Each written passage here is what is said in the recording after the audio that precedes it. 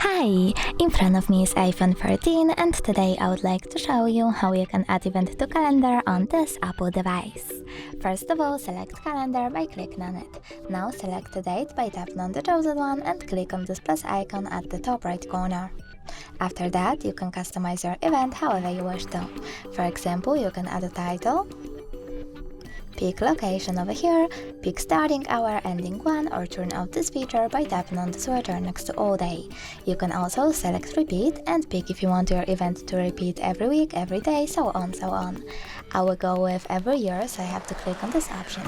Now you can scroll down, for example, take notes over here and add attachment.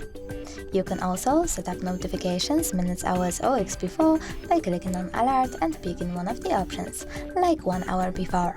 When you're done, choose add at the top right corner to save your event. As you can see, mine was successfully added. You can always click on it and edit it by clicking at the top right corner. If you want to delete it, click on delete event over here and confirm your choice by tapping on one of the options. Thanks so much for watching. If you enjoyed this video, smash that like button, comment and definitely subscribe. Bye!